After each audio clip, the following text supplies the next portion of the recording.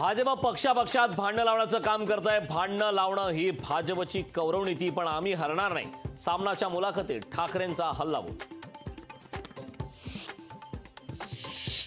कोर्टाचा फैसला येण्यापूर्वी मोदी शिवसेनेला नकली कसं काय म्हणू शकतात? उद्धव ठाकरेंचा पंतप्रधान नरेंद्र मोदींवर हल्लाबोल। उद्धव ठाकरेंची मुलाखत म्हणजे काळूबाळूचा तमाशा। चंद्रशेखर बावनकुळेंचा हल्लाबोल, तर बावनकुळेंनी काळूबाळूंचा अपमान केला। राऊतांचा पलटवार। नाशिकमध्ये भुजबळ पडळकरांमध्ये बंद दाराआड 1.5 तास चर्चा। धनगर मेळाव्याच्या निमित्ताने भेट घेतल्याची पडळकरांची माहिती। 1999 पासूनच ठाकरेंना मुख्यमंत्रीपदाचे वेध। एका मराठी वृत्तपत्राच्या मुलाखतीत फडणवीसांचा ठाकरेंवर घणाघात। देवेंद्र फडणवीस राजकारणातलं कच्चं मडकं, त्यांना जास्त गांभीर्याने घेऊ नका। फडणवीसांच्या दाव्याला राऊतांचं प्रत्युत्तर। पुण्यातील वाघोलीत भाषण करताना अजितदादांची जीभ घसरली। माध्यमांचा शिवीदून उल्लेख। पुण्यात निवडणूक आयोगाच्या भरारी पथकाकडून यशोमती ठाकूर यांच्या कारची तपासणी। नाहक त्रास दिला जात असल्याचा ठाकूर यांचा आरोप। लोकसभेच्या 4थ्या टप्प्यातील मतदानासाठी प्रशासन सज्ज। देशातील 10 राज्यांमधील 96 मतदारसंघासाठी उद्या मतदान। राज्यातील 11 मतदारसंघाचा समावेश। केंद्राच्या धोरणांमुळे चालू हंगामात साखर कारखानदारी कर्जाच्या विळख्यात। कारखान्यांवर 4000 कोटींचं कर्ज काढण्याची वेळ।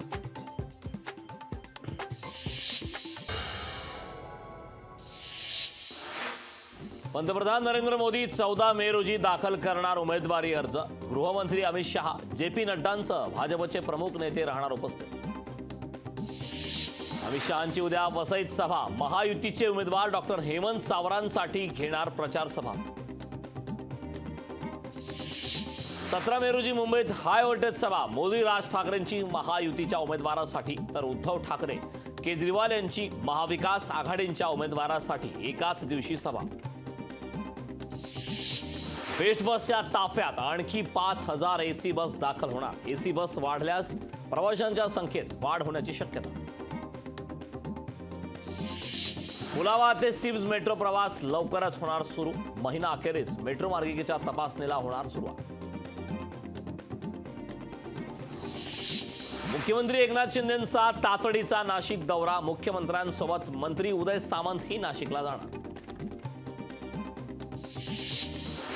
पुणे लोकसभा मतदारसंघात पोलिसांचा तगडा बंदोबस्त। मतदानाच्या पार्श्वभूमीवर 5000 पोलीस आणि 2000 गृहरक्षक दलाचे जवान तैनात।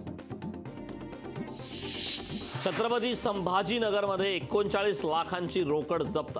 मोबाईल शॉपीमध्ये पकडली रोख रक्कम। 4 जण पोलिसांच्या ताब्यात। विमानतळ बाधित गावांचा नोटाला मत देण्याचा इशारा। दिबा पाटील 27 गाव कृती समितीचा इशारा। जळगाव जिल्ह्यात अवकाळी पावसाची जोरदार हजेरी। अवकाळी पावसाचा केळी, ज्वारी, कांदा पिकांना फटका।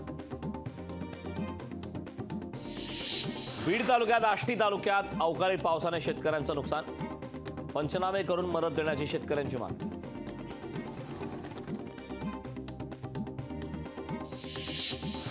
नाशिकमध्ये लाचखोर मुख्याध्यापकाला अटक। शाळा प्रवेशासाठी 10,000ची लाच घेताना रंगेहात अटक। लाचलुचपत प्रतिबंधक पथकाची कारवाई।